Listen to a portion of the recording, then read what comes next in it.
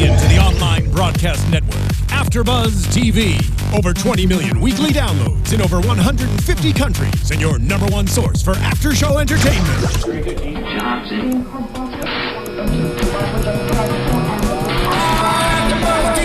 AFTERBUZZ TV, the destination for TV superfans. Producing aftershows for over 300 of your favorite TV shows. Interviewing celebrities and showrunners. And bringing you behind-the-scenes exclusives. All thanks to E! Entertainment's Maria Menounos, producer Kevin Undergaro, and internet leader Akamai. Now, let the buzz begin! Rocket, Brandon Calhoun. Hey, Brandon. I actually really love this song. And the other stuff I've heard of his. Dig it. So next week you should be singing the lyrics. Yeah, I'll be leading us in with the intro song. Not. Hey, AfterBuzzers, and welcome to another Battle Creek After Show. Tonight we're talking Season 1, Episode 8, Old Wounds. Before Gary and I dive into the show, I want to make sure you guys are all subscribed to us on YouTube, youtube.com/AfterBuzzTV. You can also find all of our after shows on iTunes and SoundCloud as well. And of course, throughout the week, be sure you guys are tweeting to us and commenting on the YouTube videos. We want to know what you guys think of the show, and yeah, we love talking about it, obviously, so we want to talk to you about it more. I'm Lauren Salaun, and you can find me all over the internet and Twitter specifically at Lauren Salaun, which is probably right there. And I'm joined tonight, as usual, by Gary Thomas. And Gary, how's it going? Great. One thing I want to say that a lot of us don't say is the app. Download the app. Thank you. The app yes. I learned was like the way easier way to hear every show and just kind of do whatever. So much easier than YouTube and all that jazz. But like and subscribe YouTube and SoundCloud. Yeah, and get the AfterBuzz app. It's free. Totally. Download the app because you know you love us. Exactly. and I am Gary Thomas on Gary Twitter, and I am Gary everywhere. Thomas. All that jazz. All of that. So tonight's episode, I just want to kind of, give myself a little shout out for calling that we would see Goosewitz's son back soon. Well, he was the focus of this episode. I thought we were going to see him maybe last week, but yeah. But as soon as we walked in to watch it, I'm like, he's back. I saw it on Instagram. Yeah. I'm like, yes, it's going to be a good one.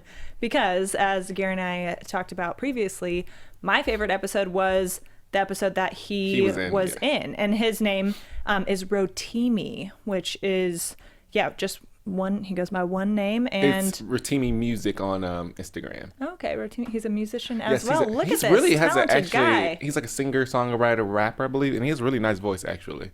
Cool. He's working on a different project too with some, heavy hitters too, and he's gonna have power. So he's actually like doing his thing. He's getting really big. Yeah. And I mean, as we've seen on Battle Creek, he's a solid actor, and it's been fun to watch. I mean, the first one with him in it was my favorite, and this one may have topped that. This was definitely topped it. He showed so many different sides of himself in this episode. You saw like just so much emotion. He's really talented. Yeah. A really talented actor. Yeah, I liked having him back. Hopefully they make him more of a regularly recurring special guest. I'd love that. We also had a couple other special guests, I guess, that are kind of bigger names. I was calling them out left and right. Because Glenn Plummer. He was the man who was wrongly convicted and put in prison for killing Danny's parents.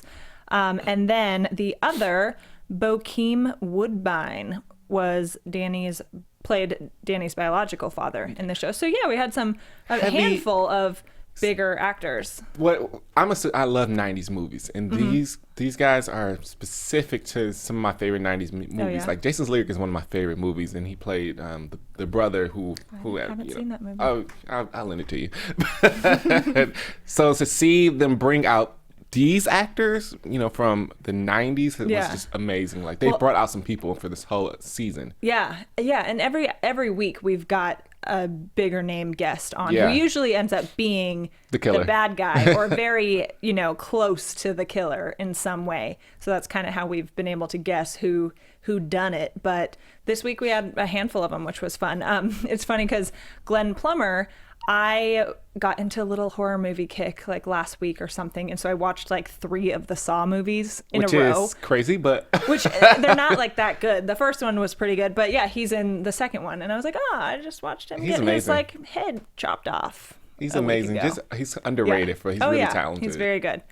So let's dive into the episode. On the whole, this was definitely one of the serious episodes, obviously. Did this like move up in our list of favorites? Because I know we have a different list, kind of slightly different list, but this one might be my favorite now. I think this one's my favorite. I think this one's my favorite, and then the one where Rotimi guest starred previously.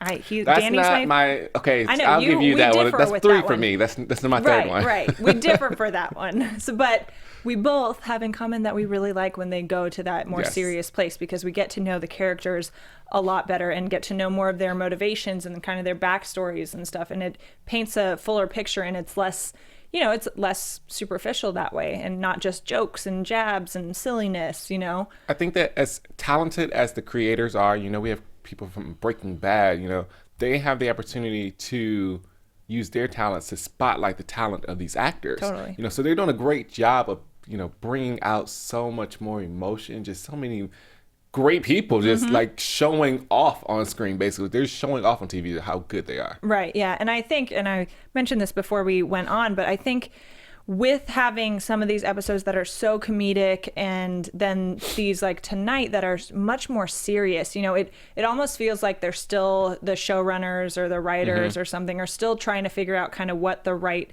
tone balance is for the show, because it does sometimes feel a little disjointed where, you get into this like more emotional place and serious place like this week, and then next week might just be a lot more almost slapstick silly, with how do you feel about it though? Like, do you even like the slapstick silly? Like, I don't think I like the comedic part of the show. I like the serious and kind of deeper episodes with comedy sprinkled in.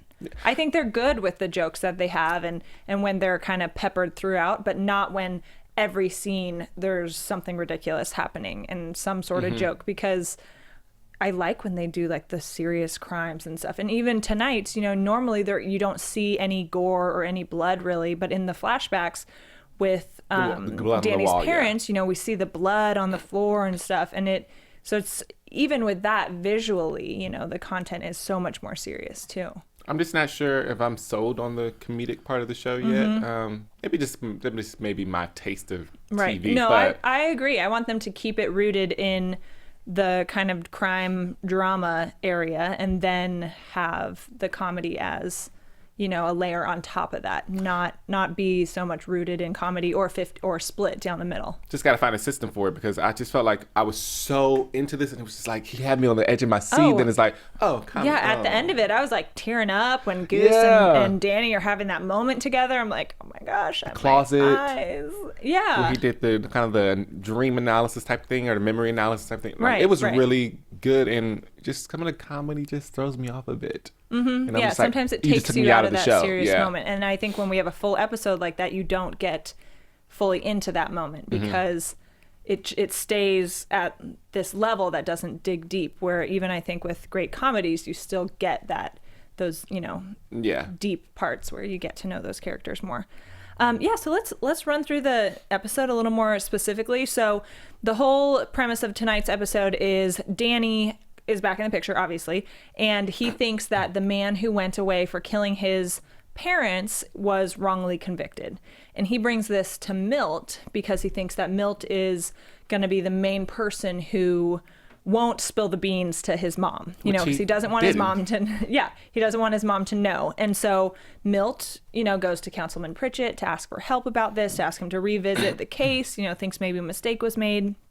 I did like that we got to see Goose in action, like in a flashback, when she's an officer and not the commander and really working a desk job, but she's like in action, going on the beat. Yeah, on the beat, solving crimes. And that's when she first meets Danny. And oh my goodness, the little baby that played baby Danny. Every time he came on screen, I'm like, cute. That kid is the cutest kid ever. And so we see Goose in action back in the day.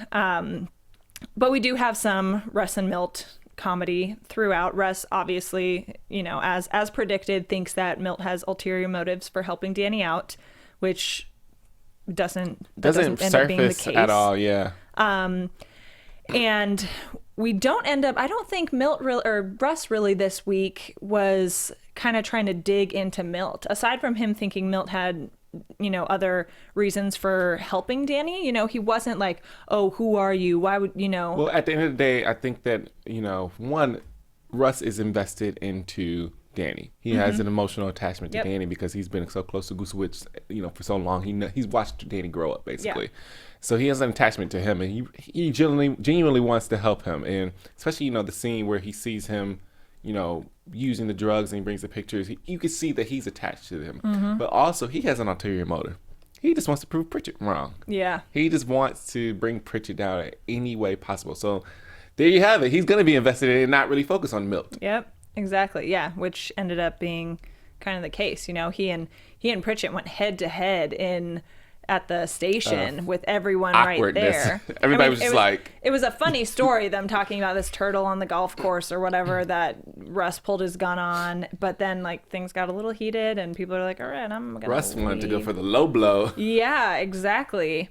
And then, of course, at the very end, Councilman Pritchett is doing a press conference and stuff and wants to thank everyone personally from the department. And you see it coming from a mile away. Like, he's not going to thank Russ, of course, because that's how he's going to jab him, which seemed like such a stupid thing to do. It was so petty. It's too petty. It's not even being political. And he's in as a councilman, a voted in position. Don't be such a child. Yeah, that's just the whole thing was just awkward. They're stupid little fight. Who cares about that? Right, exactly. But then of course Russ, ends up pulling his portrait off the wall and smashing it. He's like, he was and right. I am a hothead.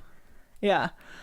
So let's talk about Holly a little. This was a fun episode with regard to Holly, I think. So we know previously she is dating that guy who owns coffee the coffee shop guy. No one cares about him.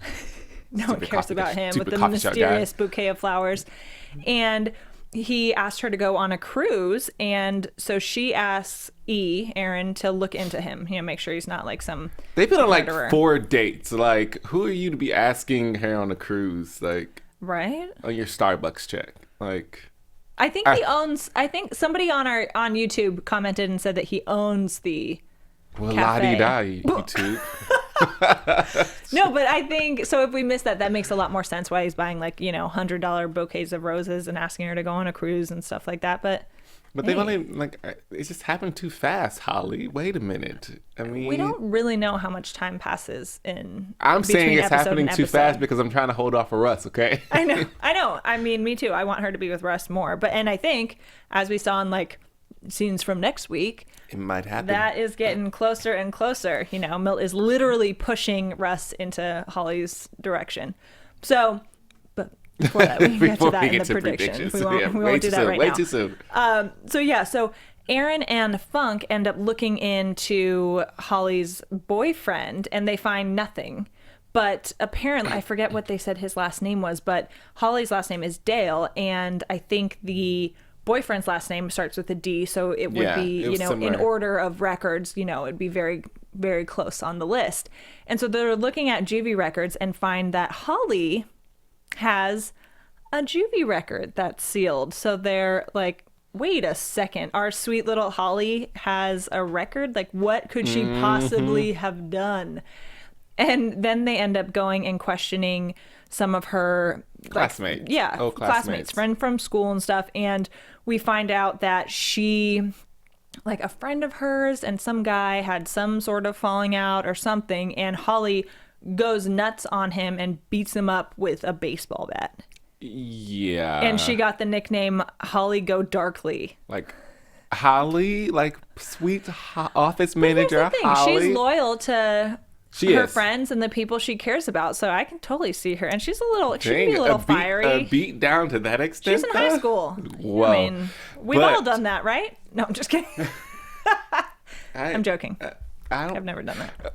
Yeah, we all done that. We've all beaten someone with a baseball bat at some point or another when we get pissed, right? I just want to say that, and when I said this to you, and we were watching that. When they asked Milt her birthday, I mean, not Milt, but asked Russ her birthday, how quickly he was able to say it. He's like, May 15th. Like, it didn't even think twice about it. It's almost her birthday. Not like, Yeah, no, he knows. Straight I like up. that too, because it's just more confirmation about the crush, which we don't really need more confirmation about that, but they did that. I think the writers did that on purpose. Moments. Oh, totally. Yeah, so we find out she, beat up this guy with a baseball bat, and then when she's double checking with him, so is it cool if I go on this date with him? Like, you good.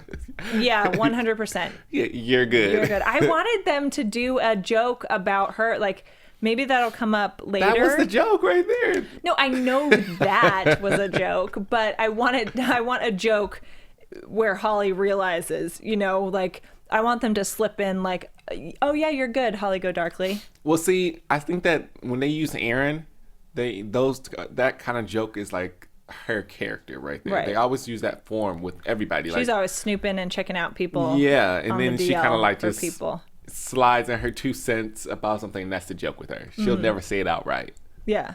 Well, I guess you're right. Maybe we'll see. But then at the same time, if they do fess up and are like, we looked into you actually, and then went and questioned your old friends from high school, Holly might go darkly again. Yeah, a little pissed at them and be like, what are you doing? Yeah, looking like into snooping. my past. That is quite a bit of snooping. So that's a little, not cool to do to your coworkers, especially when they're like such close family, kind of as they are. So more about the case. I really love the moments with Goose and her son. I think that's so tender, and that story is so heartbreaking. Like, his parents were, drug addicts, his mom a prostitute, like all this drama, and he watched them get killed, and then Goosewitz, so that in itself is just such a heartbreaking story. But then Goosewitz kind of comes into the picture and adopts him, and I love that, and I love their dynamic, and I was so happy to see at the end them kind of resolving all the drama that's been going on. They have pretty good chemistry in the show. They act well together. So it's believable. Totally. So they, question the people at the hotel, and this guy named Eli becomes kind of a suspect. He was a teenager who was kind of shady back then, and he was a thief. They go and talk to him now, and he's like, has his own big office and fancy suit and some business. I honestly thought that he was going to end up being more of a suspect after that conversation, because it seemed so rehearsed. Yeah, it was like, oh yeah, she's actually the reason why I got it together. I was like, shut up with this stupid story. Like, no one believes this crap. Yeah, and I didn't. Right, we both didn't. Yeah, her having to sell her body for her to see her family made me get my life together. Yeah, it just seemed way too. Poindexter, no one, you lie. It just seemed way too rehearsed. Like I said, it was too planned out, that exact speech. But at the same time, he's like in some position of power in his company, so maybe he's told people that story before of time and time again. How he turned his life around and motivational speaker speech right there. Exactly, all that.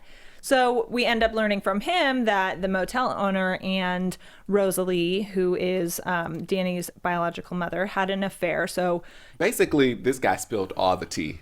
He spilled all the tea during this whole conversation with his little contrived speech. He told all the business. These little nuggets of prostitute, motel guy, all this stuff.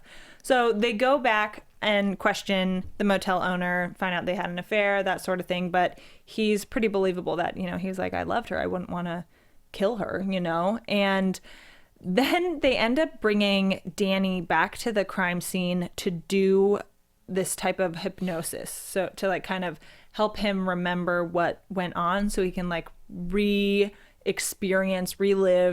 that day and kind of help, bring any new evidence to light. And that, like you were saying, that part was very powerful, very good acting on his part. I think that was great. Eyes were red, like everything was so intense. Yeah, part of me wonders, because we know Danny has a drug problem and he's had it for a while now, and he is, we see him like using in this episode, or we saw the remnants later, but we can kind of assume that he's possibly been doing that. So I wonder like how reliable he is as a witness, I guess. Though he wasn't, it wasn't like his words ended up convicting anybody. He helped point people in certain directions. But they're using this method to pull the memory from the back of his head, just to try to get clear another it up. tip and point them in another direction. He's just explaining, what he can recount, and they're just trying to use it to shape it. That's why he's asking him, like, what was the sound of the voice that you heard? Like, how did it sound? Because obviously he really couldn't see anything, but, And actually his story, kind of cleared some other things up, Yeah, because there was never really a point in time before him where they said both who he thought was his dad and his mom were there together, and there was somebody else on the other side of the door. Like, it was starting to clear up to me, like, what was going on. Oh, okay, so this person, And he says, like, there's a struggle. His mother scratched this person, and so they exhumed the body, dig up his mom's body to check for DNA under her fingernails. And as we're watching that, I totally thought, okay, for one, if that body's been buried, so he was like 3 when this happened. 17 years. Wait, wait a minute. Now this doesn't add up. They said this happened 17 years ago, but he's like supposed to be like 19 or 20, or something like that, right? Well, if he's 20, it makes sense. He was like 3 years old. That kid didn't. Well, the kid they chose to act as him didn't look. He could have been 3, I think. Maybe. But what was I saying? Yeah. So if that body's been buried for 17 years. It doesn't have fingernails anymore. It's like FBI. You saw the crazy stuff they have. It's like dust and bones in there. FBI. There's not really body going on. So I felt like that, maybe wasn't completely accurate with how it would work. When she got the body, though, it was like still in the same clothes she was killed in. Like, where was this body buried? Like, they didn't clean her up or anything. Yeah, I don't think they really had like a savings for their like a fancy casket or anything like that. I feel like the city would have paid. At least cleaned her up. I don't know. It looked kind of like she had the same clothes on when she got killed. Yeah, that's sad. It is sad. I don't know what happens when you die, when you're murdered and you don't have any money to cover that sort of thing. Who knows? Interesting. I figured maybe the city would do something, or they cremate you or something like that. Yeah, they probably cremate you instead of put you, like, do a whole like burial plot. But body. This is TV. This is TV. I know, but now I'm so curious. I'm gonna like Google this later. Like, what happens to random strangers who die and need to be buried or cremated? That's so sad. Anyway, okay, so they look at the DNA under her fingernails, and we find out that it is not anyone that they have been looking at previously, but the DNA is a partial match to Danny, which means that it's his biological father. But that's not a match to the man Danny thought was his dad, was his biological father, and who died with his mom. So much juice in this one. I know, so many twists. Everywhere. Yeah. So they end up finding this guy, played by Bokeem Woodbine, who is Danny's biological father, also a druggie, and bring him in for questioning. And I thought it was a little weird that he and Danny had that kind of face-to-face meeting there. Danny wanted that. Yeah. I mean, and I guess with Gusowitz being the commander, she can kind of like change protocol and do stuff like that. But it was a little, I feel like he's like, this poor Danny is like going through so much. I thought for sure he was going to jump across the table and attack him at some point. Like Russ said, or Milt may have said this, he just needs closure. Yeah. He needs to finally let all of this go in order to move on with his life. And, with the struggles that he's having, with the drugs and everything, his curiosity and his anger from this whole situation is just making things worse for him. Yep. Yeah. And I think we see kind of at the end that resolving all this did help to bring him to that next step of like wanting to get clean or get help, at least with that. So yeah, we've got this meeting with Danny and his biological father, and the guy kind of says like, well, what were you expecting us to like bond or something? Like, I slept with your mom one too many times, pretty much. Like, yeah. But the thing is, it's like, that kind of was like a force just trying to make Danny not like him, because he came back to try to get his son, that was the whole thing. He really wanted to scare off this other guy, so you cared at that point. It's just now you're about to face time, and you like, you don't want Danny to be attached to you. So I felt like that was the force. That was a way to get Danny, get over him. It did seem to me that it was really easy for that confession to happen. I guess they caught him because they had the DNA under his fingernails, but he didn't bother trying to make up a story or get out of it in any way. He was just like, yep, I mean, I came there and I wasn't planning on killing him, but I did. Yeah, you know? It's like, maybe because, you know, like Russ said to Patel, or the motel owner, that voice, that you know that you did this and somebody's in jail for you. You know, you think about this probably every day of your life. So he probably, when he finally got called, it was just like, this is it. It's time for me to end throw in this. my cards. I'm done, sort of thing. I mean, it's not like he has some fabulous life he's going back to, like a crack house. So yeah. And then Goose kind of says, you know, he's trying to find out that that Danny's parents weren't drug addicts. He was hoping to get some sort of affirmation, and that like the story that he knew wasn't the right story, and there was maybe more to it, and his parents were good people, and kind of this conflict. And later we end up learning a bit about Goosewitz's past, which I really liked that moment. And you know, that she had tons of family issues, you know, that her dad was an alcoholic who beat his mom, and that her mom was a pill popper, all this stuff. And she kind of tells him that to say, and look where I am. You know, you can have crappy parents that aren't good people and choose to live your life however you want, you know, completely opposite of that, and like make an awesome life for you, to kind of encourage him to not look at how his parents were drug addicts and even not look at the fact that he fell into drugs too. Right, yeah. And that, because Goose even tells him, you know, I ended up being an alcoholic for a long time, and then you came into my life and that all changed because I had you, and I didn't want that life anymore, and I didn't want you to be part of that life anymore. And I loved her saying, you know, she said something, what did she say? She said, you saved me and I'd really like to return the favor, you know, and puts out her hand, he grabs it. That's when I was like, oh my gosh, I might cry right now. Kleenex, please. Oh, I loved it. I think this episode was so solid, and that storyline was great. They definitely did an amazing job with this one. He's absolutely amazing. Like, you know, Danny was absolutely amazing in this episode. So I really like this one. I like the serious ones. I need more of this, and hopefully this is the part of the test run of finding the balance between comedy and drama. Yeah. So why don't we jump into some predictions? I think we hit everything with everything with what happened in the your episode. AFTERBUZZ TV predictions. All right. Okay, so we have 5 episodes left, I believe, which is a solid chunk of TV still for the show. 13 total, I believe. I guess it's hard to have predictions with this show because it tends to kind of start afresh each episode. Not completely, but a bit.